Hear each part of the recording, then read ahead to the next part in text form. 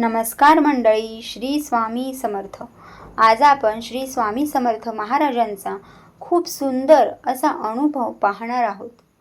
स्वामी महाराज आपल्या भक्ताच्या पाठीशी सदैव उभे असतात आणि हेच आजच्या या अनुभवातून एक मुलगा आणि त्या मुलाच्या पाठीशी असलेले स्वामी महाराज त्या मुलावर कशी कृपा करतात, हेच आज आपण हृदयद्रावक असा अनुभव पाहणार आहोत. तर चला तर मग आजच्या या अनुभवाला सुरुवात करूया. सोलापूर जिल्ह्यातील एका छोट्याशा गावात राहणारा अनिल नावाचा तरुण. आईवडिलांचा एकुलता एक मुलगा. घरची परिस्थिती अत्यंत हालाखीची. वडिलांचे निधन झाले होते आणि आई आजारी असल्याने घराची सर्व जबाबदारी त्याच्यावर होती. एके दिवशी आईची तब्येत अचानकच खूपच बिघडली. डॉक्टरांनी तपासणी केली आणि तपासणी केल्यानंतर कळाले की आता लवकरच उपचार तातडीने सुरू करावे लागतील, असे डॉक्टरांनी सांगितले देखील. खर्च खूप मोठा आहे. अनिलच्या खिशात मात्र अवघे काहीशे रुपये शिल्लक होते.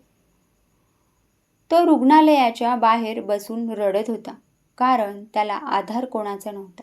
आई आजारी आणि अशा वेळेला काय करावं, अनिलच्या डोक्यात काहूर माजलेले होते. रडता रडता त्याच्या तोंडून एकच शब्द निघत होता, स्वामी. आता तुम्हीच आहात. माझ्या आईला वाचवा. माझ्याकडे काहीच नाही. त्या रात्री तो रुग्णालयाच्या बाकावरच झोपला. पहाटेच्या सुमारास त्याला स्वप्न पडले. भगवी वस्त्रे परिधान केलेले तेजस्वी श्री स्वामी समर्थ त्याच्या जवळ आले. त्यांच्या करुणामय नजरेत अपार माया होती. तेव्हा स्वामी म्हणाले, घाबरू नकोस. तुझ्या आईची काळजी आता माझी आहे. श्रद्धा ठेव. सर्व काही योग्य वेळी घडेल. अनिल दचकून जागा झाला. डोळ्यात अश्रू होते, पण मनात एक अनोखा विश्वास निर्माण झाला होता आणि तो विश्वास म्हणजे श्री स्वामी समर्थ महाराज होते. त्याच दिवशी रुग्णालयात एक समाजसेवी व्यक्ती आली. त्यांनी अनिलची परिस्थिती समजून घेतली आणि आईच्या उपचाराचा जवळजवळ संपूर्ण खर्चच त्याने उचलला. काही दिवसात आईची प्रकृती झपाट्याने सुधारू लागली. डिस्चार्जच्या दिवशी आई म्हणाली, बाळा, काल रात्री मला एक वृद्ध संन्यासी दिसले. त्यांनी माझ्या डोक्यावर हात ठेवून सांगितले, तुझ्या मुलाचे अश्रू व्यर्थ जाणार नाहीत. तू घरी सुखरूप जाशील. त्या स्पर्शानंतर माझा त्रास देखील कमी कमी होत गेला. हे ऐकताच अनिलच्या अंगावर शहारा आला होता, कारण त्यालाही त्याच रात्री स्वामींचे स्वप्न पडले होते. काही दिवसांनी तो अक्कलकोटला गेला. श्री स्वामी समर्थ महाराजांच्या समाधीसमोर उभा राहिला. समाधीचे दर्शन होताच त्याच्या डोळ्यातून अश्रूंचा बांध फुटला.